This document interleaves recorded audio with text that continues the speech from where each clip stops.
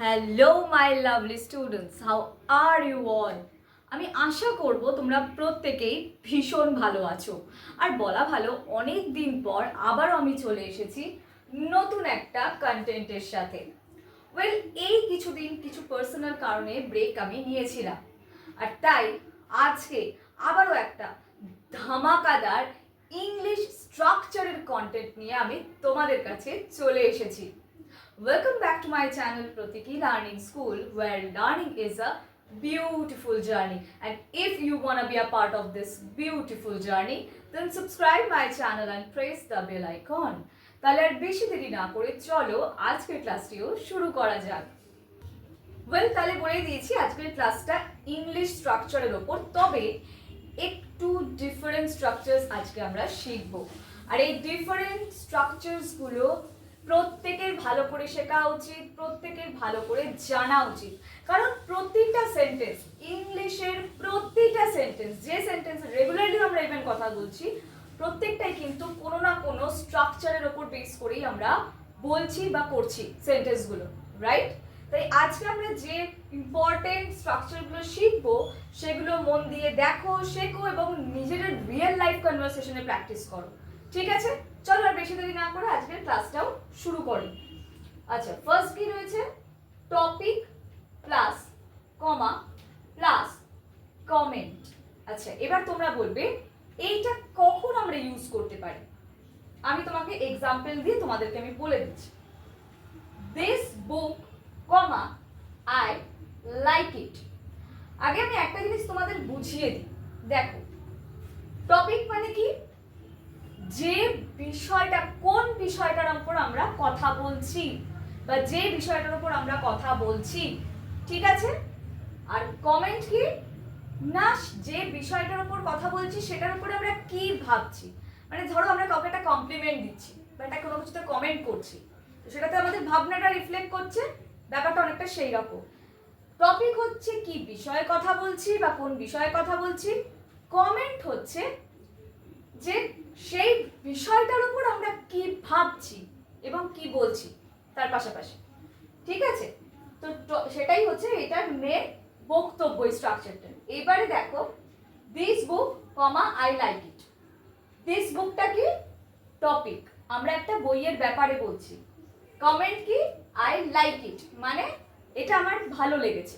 এটা কি? আমাদের ব্যক্তিগত ধারণাটা আমরা বলছি, ঠিক আছে? বা ব্যক্তিগত আমরা মন্তব্য করছি, ঠিক আছে?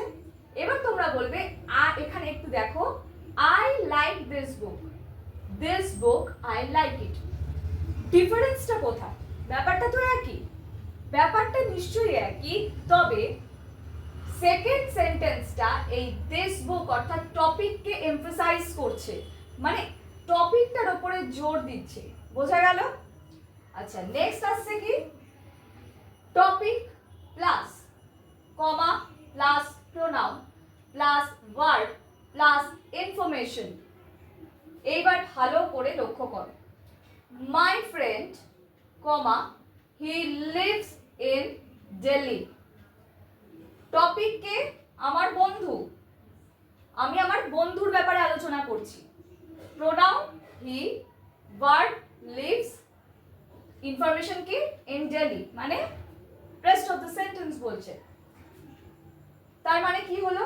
টপিক, আমার বন্ধু হচ্ছে আমার টপিক, প্রোনাউনে হচ্ছে হি, মানে আমরা যে প্রোনাউনটা ইউজ করছি তার জন্য, প্লাস থাকছে ভার্ব আর rest of the sentence.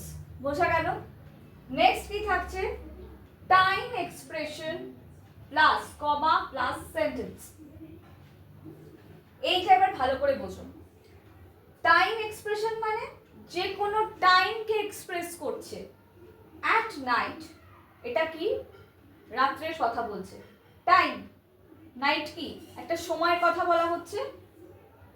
Comma I study English, সেন্টেন্সটা এখানে লক্ষ্য করে দেখো, টাইম এক্সপ্রেশন হচ্ছে অ্যাট নাইট, কমা সেন্টেন্স কি আছে? আই স্টাডি ইংলিশ, আমি ইংলিশ পড়ি, আমি রাত্রেবেলা ইংলিশ পড়ি বা রাত্রেবেলা আমি ইংলিশ পড়ি। এটাই হচ্ছে সিম্পল মানে এই সেন্টেন্সটা, ঠিক আছে? নেক্সট কি থাকছে দেখো, place sentence. In the library সেটা হচ্ছে প্লেস, কমা মেনি স্টুডেন্টস স্টাডি, অনেক স্টুডেন্টরা পড়ে সেখানে বা পড়তে আসে, ঠিক আছে।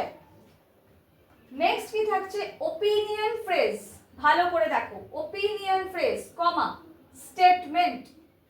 ইন মাই ওপিনিয়ন, অর্থাৎ এই ওপিনিয়ন ফ্রেজটা রয়েছে, English is very useful, English কি না খুব ইউজফুল। স্টেটমেন্ট, এটা কি স্টেটমেন্ট, অর্থাৎ কারুর বক্তব্য, এটা আমার বক্তব্যটা আমি প্রকাশ করছি, এটা আমার স্টেটমেন্ট বলছি, ঠিক আছে, বোঝা গেল।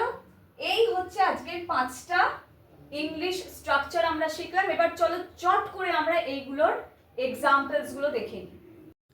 এবার তাহলে প্রত্যেকের একটা একটা করে এক্সাম্পল আমরা দেখে নিই। এই এক্সাম্পলগুলো ছাড়াও আরও কিছু এক্সাম্পলস আমি প্রোভাইড করছি, যেমন এইবার এখানে যে কটা এক্সাম্পলস দেওয়া রয়েছে সেগুলো মন দিয়ে দেখো, প্র্যাকটিস করো, বুঝতে না পারলে let me know in the comment section. Okay, তোমরা দেখতে থাকো।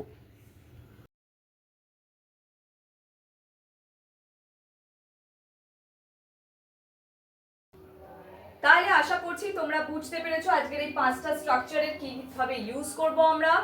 শুধু তাই নয়, তোমরা নিশ্চয়ই এক্সাম্পলসগুলো দেখে নিয়েছো। তাহলে আজকের মতন এই পর্যন্তই, দেখা হচ্ছে আবার পরবর্তী ভিডিওতে। তবে যাওয়ার আগে বলে দিই, যদি কোথাও অসুবিধা হয় late me know in the comment section. Comment section সবসময় তোমাদের জন্য ওপেন রয়েছে, তোমাদের প্রবলেম ক্ল্যারিফাই করার জন্য। তোমাদের যা যা প্রবলেম হচ্ছে late me know in the comment section. English related যে কোনো প্রশ্নের উত্তর আমি দিতে উপস্থিত তোমাদের জন্য।